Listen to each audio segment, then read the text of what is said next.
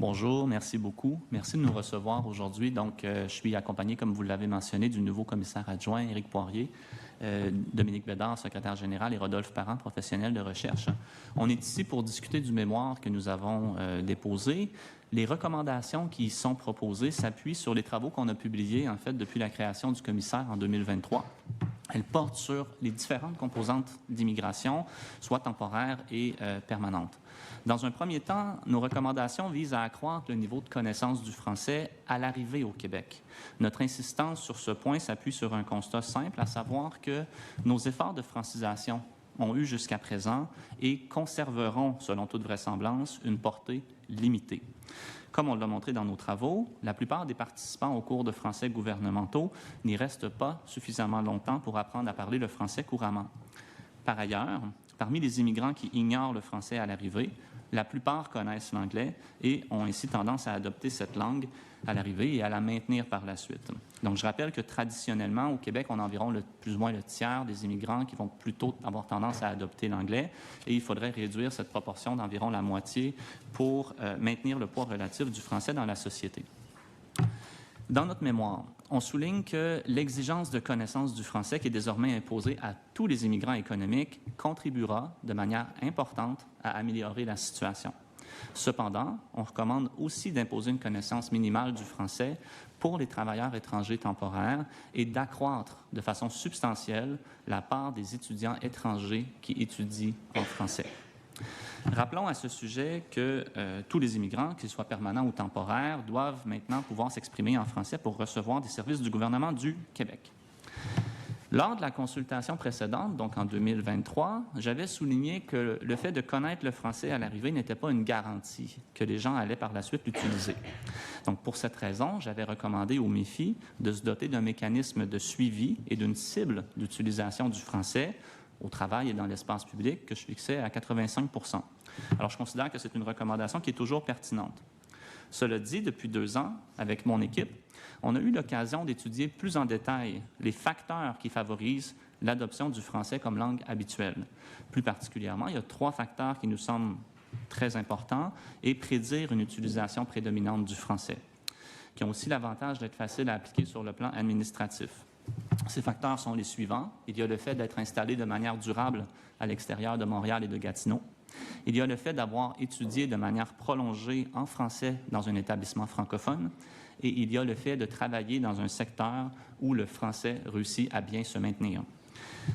La présence au Québec d'un nombre important de résidents non permanents, dont plusieurs souhaitent accéder à la résidence permanente, nous donne la possibilité de sélectionner les personnes qui non seulement connaissent le français, mais aussi qui ont toute probabilité, en fait, de l'adopter de façon habituelle. Nous estimons donc que le MIFI ne devrait pas se limiter à prioriser le recrutement d'immigrants économiques déjà présents au Québec, mais qu'il devrait admettre uniquement des gens qui sont déjà présents au Québec et déjà intégrés de façon durable dans un environnement francophone. D'un point de vue opérationnel, on propose d'appliquer un filtre, comme on le fait déjà avec la connaissance du français, en invitant au PSTQ exclusivement les personnes qui ont évolué pendant au moins 3 ans dans au moins l'un des contextes suivants, donc à l'extérieur des régions de Montréal et de Gatineau, dans un établissement d'enseignement francophone, dans un secteur économique où le français se maintient fortement. En annexe de notre mémoire, on présente d'ailleurs une liste des secteurs économiques pour les régions de Montréal et de Gatineau où les francophones réussissent à travailler en français dans une grande majorité. Par ailleurs, depuis 2023, nous nous sommes intéressés à la question de l'intégration des personnes immigrantes, en lien avec l'objectif de la Charte de la langue française de faire du français une langue d'adhésion et de contribution à la culture québécoise.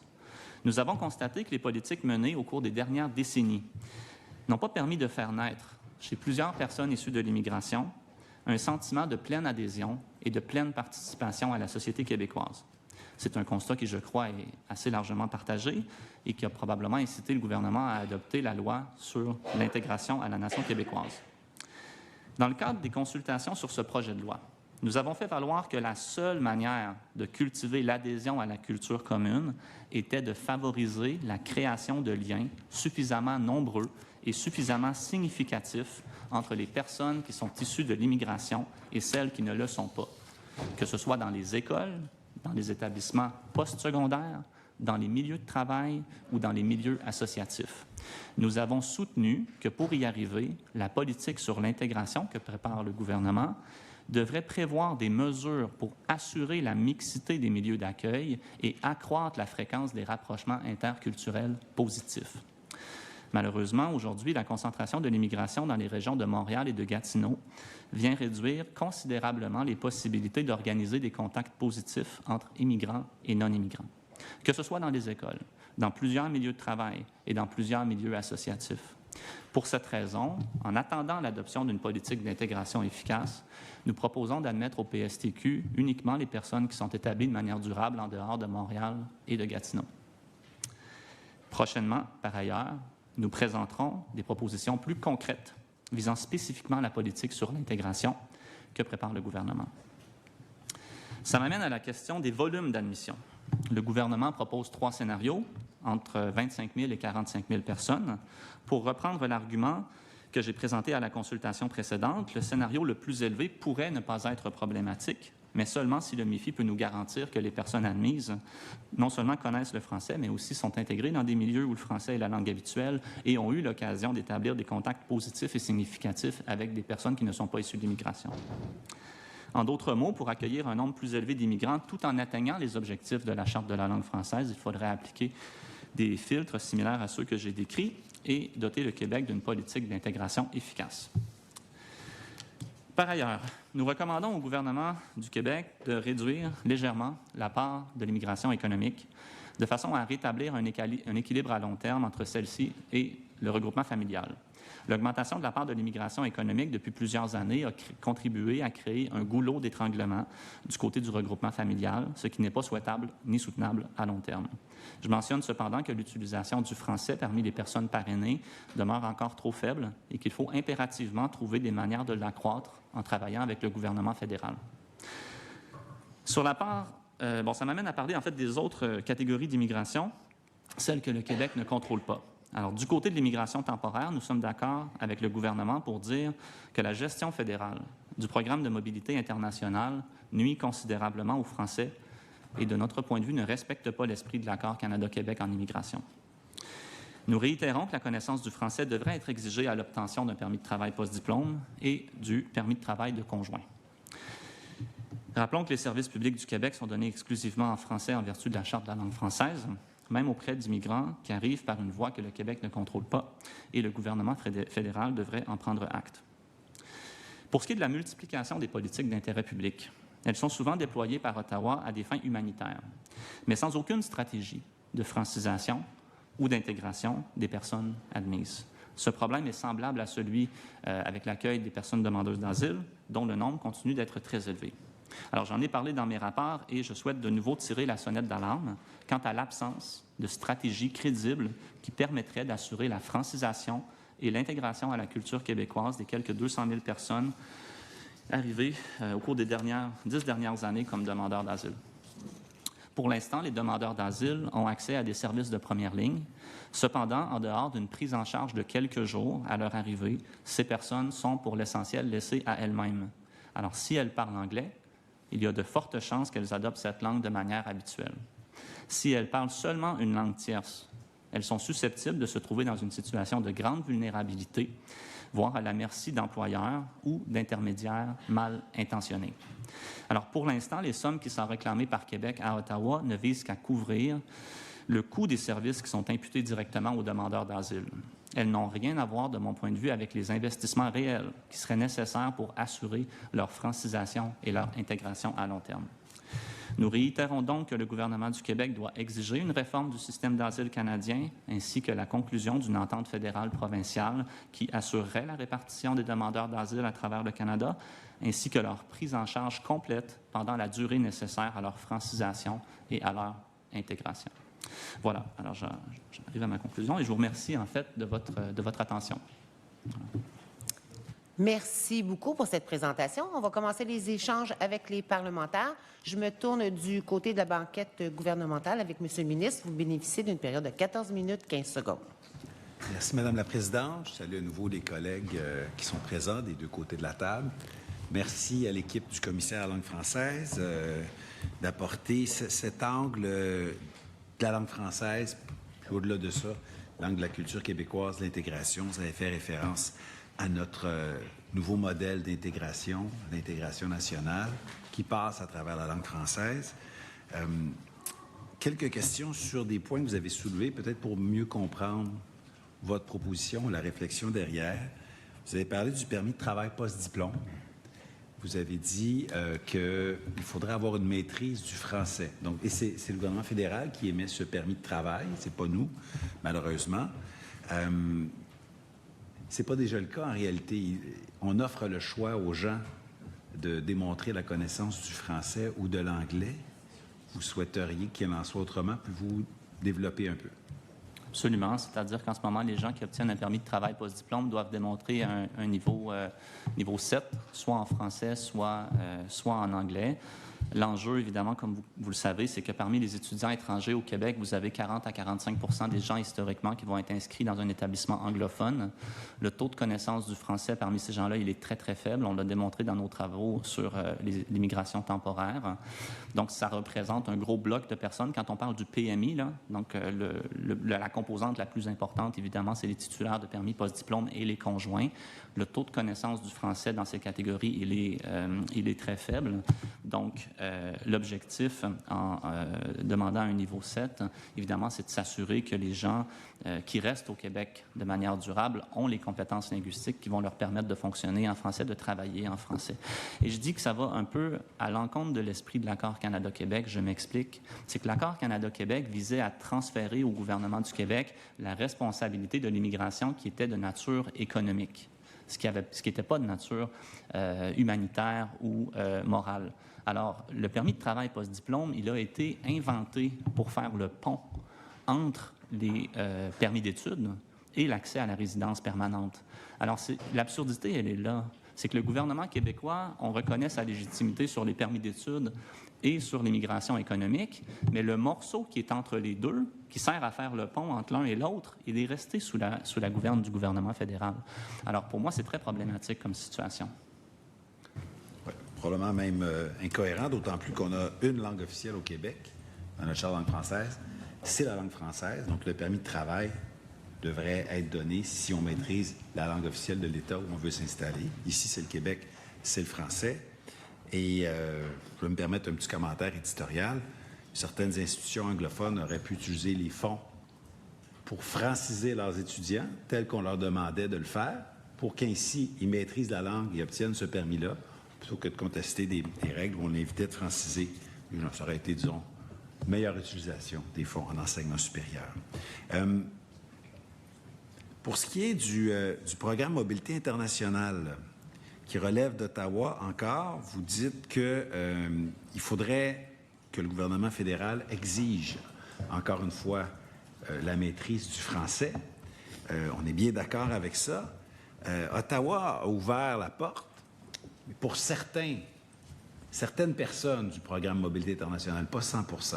Est-ce que vous croyez que ça devrait être 100 % et est-ce que vous croyez qu'on devrait inclure les conjointes de ces personnes? Alors, pour moi, les composantes les plus évidentes, c'est celles que j'ai mentionnées. C'est le permis post-diplôme et les conjoints. C'est quand même un gros morceau là, dans le PMI.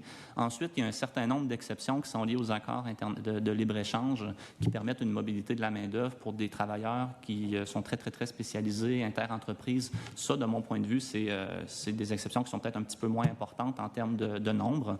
Aussi, on sait que dans le PMI, il y a une grosse partie que c'est travail-vacances, en fait. Là. Et ça, c'est beaucoup des Français. Donc, dans cette catégorie-là, il n'y a pas vraiment d'enjeu.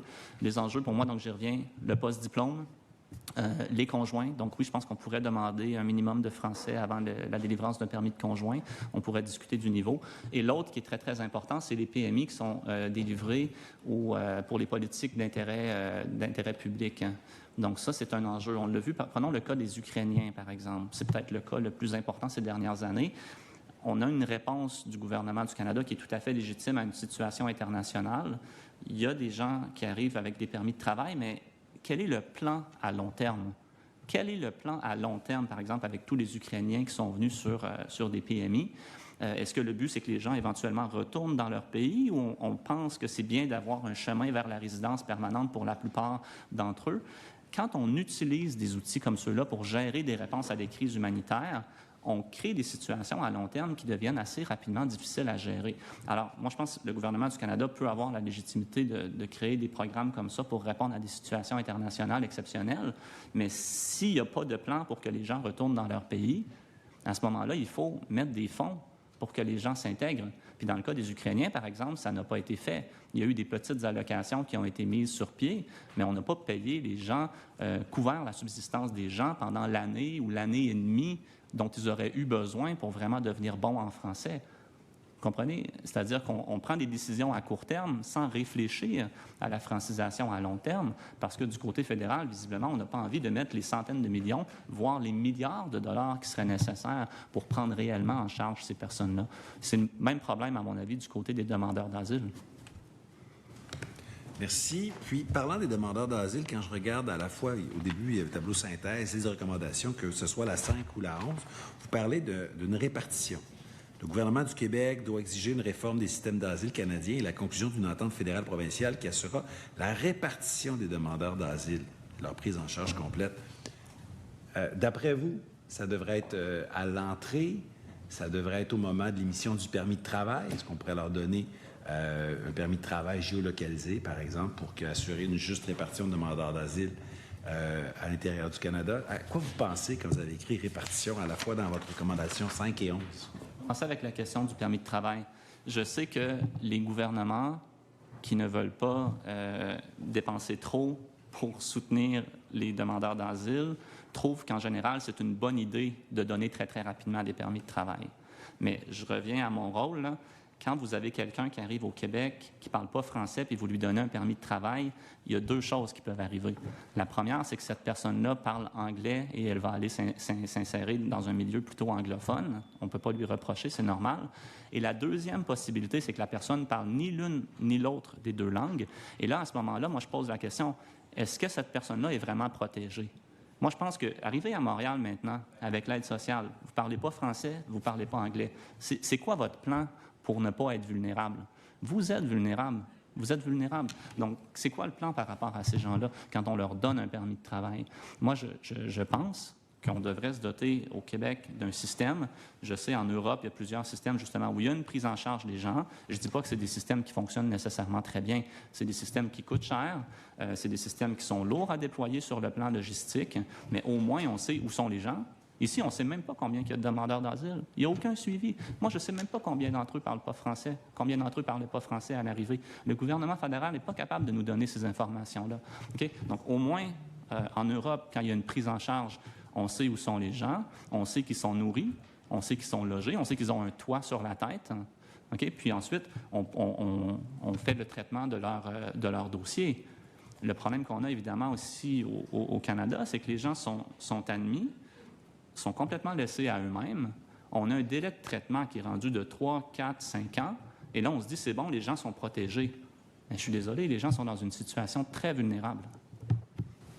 Et moi, je peux dire aujourd'hui que j'ai confiance que la francisation va bien. On voit dans les données de francisation, les gens ne sont pas inscrits. Et je ne peux pas vous dire que l'intégration va bien non plus. On sait que la concentration est très, très, très, très forte à Montréal, que les gens se retrouvent dans des situations où ils n'ont pas la possibilité comme ça de s'épanouir, de se faire plein d'amis québécois, puis on n'est pas là-dedans, là. Donc, la prise en charge des gens, la francisation des gens, la répartition des gens en sachant qui les prend en charge, dans quelle province, c'est un mécanisme aussi pour les protéger, pour assurer qu'ils ne soient pas vulnérables. Puis c'est un mécanisme de bienveillance pour assurer à terme une intégration, puis qu'ils ne soient pas gobés par des réseaux criminels ou qu'ils ne soient pas gobés par un réseau d'économie souterraine avec... OK, je vous remercie. C'est ça qu'il y avait derrière votre réflexion. Sur la question de personnes qui sont admises, je suis à votre recommandation 9, là, sur l'immigration permanente. On parle de l'admission de personnes établies dans les RMR de Montréal et Gatineau. Donc ça, ce sont les régions métropolitaines de recensement. Il y a eu pas mal de discussions sur, par exemple, à Montréal, est-ce qu'on considère la CMM? Est-ce qu'on considère la RMR? Est-ce qu'on considère les régions administratives du Québec? Quand on regarde la RMR, la région métropolitaine de recensement, c'est quand même assez grand. Là, ça se rend jusqu'à Saint-Jean-sur-Richelieu. Est-ce que vous pensez que l'enjeu, la vitalité de la langue, devrait être considéré dans une région aussi large. Moi, j'ai mes doutes là-dessus, mais j'aimerais ça vous entendre. Je pense qu'entre Montréal, Longueuil, Laval versus Chambly, Saint-Jean-sur-Richelieu, Saint-Jérôme, on est dans des réalités différentes. Je pense qu'on peut en discuter effectivement. C'est sûr que rendu à Saint-Jean-sur-le-Richelieu, la dynamique socio-culturelle est différente de ce qu'on va avoir à Parc Extension ou dans Côte-des-Neiges. C'est indubitable.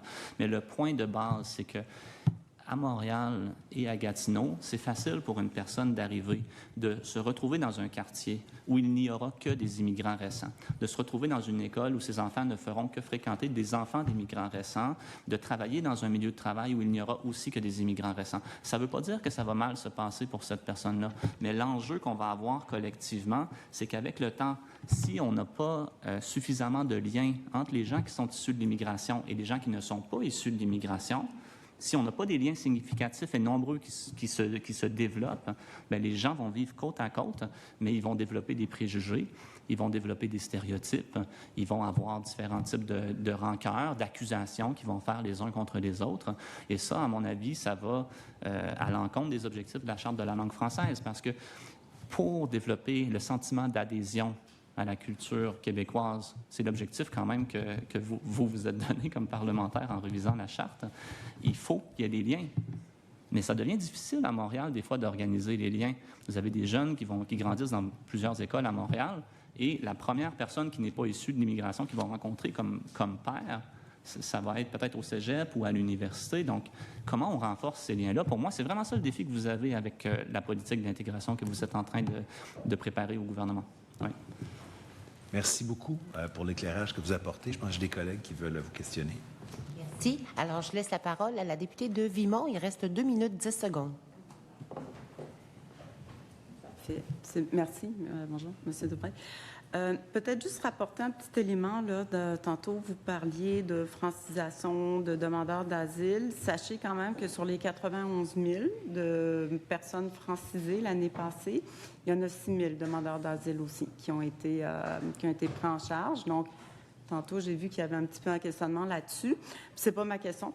En fait, au tout début, vous avez parlé de l'effort de francisation, que la portée était limitée et puis que les étudiants n'étaient pas là suffisamment pour apprendre ou du moins pour parler le français. Est-ce que vous parlez à ce moment-là du temps en termes de mois, en termes de formation? Est-ce que la formation doit être plus poussée? Est-ce qu'elle doit être davantage, je ne sais pas, imposée? Comment vous arrivez à ce constat-là? Bien, c'est le résultat des 2 rapports qu'on a fait sur le déploiement de Francisation Québec. C'est sûr que le problème de base, il est facile à comprendre, c'est que les gens arrivent, qu'ils soient des étudiants ou qu'ils soient des travailleurs ou des demandeurs d'asile, ils n'ont pas beaucoup de temps à consacrer à la francisation parce qu'il y en a beaucoup, soit ils sont en mode survie, soit ils ont calculé leur projet migratoire de façon un peu serrée sur le plan financier. Donc, les gens ont besoin de travailler. Ils ont besoin de travailler beaucoup. Donc, faire l'investissement linguistique qui est nécessaire pour atteindre un niveau d'aisance complète, quand par ailleurs, vous savez, à Montréal, on peut fonctionner en anglais. Donc, si vous essayez de fonctionner à Montréal en anglais, il n'y a rien qui va vous empêcher de le faire. Donc, elle est vraiment là, la difficulté. C'est comment on amène les gens à mettre, non pas 150 ou 200 heures à leur francisation, c'est ce qu'on voit en ce moment au temps partiel, mais 800, 1000, 1200 heures, pour que les gens n'aient pas seulement une petite base qui leur permet d'interagir dans des interactions très, très, très simples quand on va au dépanneur puis on dit merci, bonjour, mais avoir la capacité de socialiser en français, d'occuper un emploi autre que de services de base, de se faire des amis, de consommer de la culture. Merci. Merci beaucoup. Le temps vient de se terminer pour la banquette gouvernementale. Je me tourne du côté de l'opposition officielle avec le député d'Acadie pour une période de 8 minutes 33 secondes. Merci, Madame la Présidente. Alors, bonjour, Monsieur le Commissaire, et salutations à vos collègues. Merci d'être avec nous. Merci pour votre mémoire également et vos réflexions. J'aurais quelques questions, surtout des questions d'éclaircissement avec vous après une lecture attentive de votre mémoire. À la recommandation 3, vous parlez du programme de mobilité internationale et vous suggérez que le MIFI exige finalement l'Immigration Canada, parce que le PMI, c'est un programme fédéral, que les candidats au permis de travail post-diplôme aient une connaissance du français au niveau 7 et ça devrait être exiger aussi des conjoints étudiants, des conjoints des travailleurs étrangers. Est-ce que, pour en arriver à cette recommandation-là, est-ce que vous êtes basé, quel chiffre avez-vous pris? Est-ce que vous avez une idée du nombre de gens qui ont ces permis-là? Parce qu'évidemment, quand on parle de francisation, et on en a parlé, vous et moi, dans d'autres forums ici au Parlement, il y a souvent des enjeux. Alors, je voudrais juste comprendre sur quel chiffre vous vous êtes basé, puis ça représenterait quoi approximativement comme nombre de personnes? Sur les permis post-diplôme, il faut faire attention parce que ça change quand même là, d'année en année. Je pense qu'on est autour de 40 000 personnes, des titulaires de permis post-diplôme. On peut présumer qu'il y en a peut-être, grosso modo, la moitié là, qui ne parlent pas vraiment français. Du côté des permis de conjoint, je n'ai pas les derniers chiffres derrière moi. C'est peut-être quoi, 20 000 peut-être? Je n'ai pas exactement les derniers chiffres. Exactement, puis on est à peu près sur les mêmes proportions. Mais c'est sûr que là, c'est en train de diminuer. Il faut être conscient, c'est en train de diminuer parce qu'il y a eu des restrictions qui ont été apportées, notamment pour les conjoints d'étudiants du côté du gouvernement fédéral. Et ça, le nombre de conjoints d'étudiants va diminuer. Ouais. Il y a aussi, évidemment, les conjoints de travailleurs temporaires. Avec les restrictions sur les temporaires, ça va... Donc, pour l'instant, ça diminue. OK. Je vous posais la question parce qu'en fait, je pense que ça englobait le PMI au grand complet, mais j'essayais de voir avec vous quel pourrait être l'impact, évidemment, sur la francisation, parce qu'on est tous d'accord, là. Le français, c'est notre langue officielle, c'est notre langue commune, il faut la parler. Mais quand je regardais les chiffres du gouvernement pour le PMI, je ne sais pas si vous avez pris ces chiffres-là, dans un article de Mme Geneviève Lajoie du Bureau parlementaire, publié en juin 2022, on soulignait dans l'article que pour le PMI, il y avait 62 000 personnes, 62 270. Mais là, c'est l'ensemble. Dans le cahier de consultation du gouvernement, parce qu'il y a eu une consultation sur la planification en 2023, pour 2024-2027, en 2021, dans le PMI, on donnait 64 120.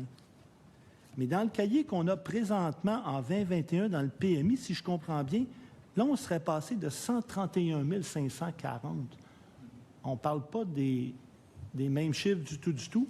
Puis dans le cahier du gouvernement, qui est récent, là, publié en 2023, il y en avait 64 000, puis là, aujourd'hui, il y en aurait 131 540. Fait que, quel chiffre avez-vous pris? Puis, évidemment, vous comprendrez, compte tenu des chiffres que le gouvernement nous donne, puis je relisais l'article de Mme Lajoie, évidemment, l'impact ne sera pas le même. Alors, j'aimerais juste comprendre avec vous quel serait l'impact, puis qu'est-ce que ça donnerait, puis est-ce qu'on a la capacité de le faire?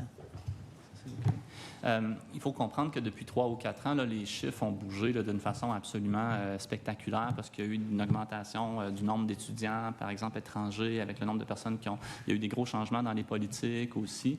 Donc, on peut trouver 131 000, c'est ça, le nombre de titulaires uniques du PMI au 31, ça c'est au 31 décembre 2024. Consultation du gouvernement en 2025, c'est à la page 25, titulaire d'un permis valide au 31 décembre, puis ça semble être la même catégorie que dans le document qu'on avait en 2023. Là, pour le PMI, je comprends que c'est probablement tout l'ensemble, mais là, on serait passé avec la même année, là, 64 000 à 131 000. Fait qu'ils sont arrivés où? Il y a peut-être un enjeu qu'il faut mentionner là, du côté du gouvernement fédéral, c'est que le gouvernement fédéral tient l'inventaire des permis au 31 décembre, puis il prend aussi le nombre de permis qui sont émis, délivrés dans l'année où il peut y avoir des renouvellements. Donc, il faut voir, c'est être sûr que c'est les deux mêmes chiffres auxquels vous faites référence. Puis, il y a une troisième difficulté aussi, c'est que là, on parle de nombre de permis. On ne parle pas nécessairement de nombre de personnes. Donc, depuis plusieurs années, il y a des débats internes méthodologiques entre Statistique Canada et IRCC pour savoir comment on calcule des personnes sur la base de permis. Parce que le gouvernement du Canada n'est pas capable d'informer les citoyens de façon adéquate sur le nombre de personnes qu'il y a sur le territoire. On ne sait pas si les gens sont partis. On sait pas, par exemple, chez les étudiants étrangers, on sait qu'on a délivré un permis, mais ensuite, est-ce que les gens sont ici ou est-ce qu'ils ne sont pas ici? Il n'y a aucune façon pour le gouvernement de le savoir parce que les sorties ne sont pas contrôlées. Donc, ça fait des années que Statistique Canada essaie de développer des modèles en essayant d'aller chercher croiser différentes bases de données pour savoir combien il y a de personnes au Canada. Puis, tous les débats méthodologiques qu'on a eus découlent aussi de ça. Donc, voilà. Je comprends. En 2024, moi, j'avais fait une suggestion au gouvernement, parce que dans l'opposition officielle, ils nous disent d'être constructif. Et j'avais suggéré au gouvernement de ramener dans le giron du Québec, compte tenu de l'entente que nous avons, la gestion du PMI au grand complet. Parce qu'évidemment, on parle de travailleurs étudiants étrangers. Bon, vous, je comprends que dans votre recommandation, vous y allez peut-être pas pour la totale, mais vous avez finalement certaines catégories. Qu'est-ce que vous pensez de l'idée de le rapatrier au complet pour qu'on soit capable de contrôler notre immigration? Mais je ne suis pas contre. Cela dit, comme je le mentionnais tout à l'heure, il y a de petites catégories au PMI qui sont liées à des ententes internationales de libre-échange. Donc ça, est-ce que ça ferait partie de la compétence? On rentre plus dans la compétence exclusive du gouvernement du Canada. Par contre, quand on crée un programme comme programme vacances-travail, les PVTistes, là, ça, honnêtement, il n'y a pas d'accord international de raison suprême de l'État autour de ça. L'enjeu est peut-être plus autour de ce que j'ai appelé les politiques d'intérêt public. Donc, le Canada se garde le droit, comme on a vu avec les Ukrainiens ou dans le cas d'autres situations humanitaires, d'admettre massivement des gens en délivrant de façon massive des permis de travail. Là, ça soulève un problème de collaboration fédérale-provinciale. Parce qu'évidemment, il peut y avoir des coûts reliés à cet accueil-là qui sont automatiquement transférés aux provinces. Et là, comment le gouvernement fédéral s'assure qu'il est équitable envers les provinces quand il accueille, je ne sais pas, quelques centaines de milliers d'Ukrainiens, par exemple? Ça, pour moi, ça demeure un enjeu. Oui, et là-dessus, je vous rejoins. Et puis d'ailleurs, il y a aussi toute la catégorie des demandeurs d'asile, des réfugiés sur place, qui sont véritablement de la compétence du fédéral. Là. Et parlant de ça, justement, votre recommandation numéro 10 traite, entre autres, du regroupement familial. Je le disais hier, puis je l'ai dit dans mes remarques préliminaires, le regroupement familial, pour moi, pour ma formation politique, c'est fondamental, c'est hyper important. On le sait, présentement, au Québec, les délais sont d'à peu près 4 ans. Donc, et puis c'est à peu près 13 mois ailleurs dans le Canada. Donc, ces gens-là vivent un drame humain. D'ailleurs, on avait hier un groupe qui est venu nous parler de ça, Action Réfugiés Montréal, et il y a des gens qui vivaient ce drame-là et qui nous ont parlé, évidemment, de l'impact psychologique d'attendre 3 ou 4 ans avant de réunir les familles. Je trouve ça totalement inhumain pour ma part. Maintenant, ceci étant dit, j'avais fait une proposition au gouvernement de réduire la liste à 2 ans. Est-ce que votre recommandation va dans ce sens-là? À évaluer, en fait, parce que... Je dois vous arrêter. Malheureusement, le temps de l'opposition officielle est terminé. On va poursuivre avec le député de Laurier-Dorion pour 2 minutes 51 secondes.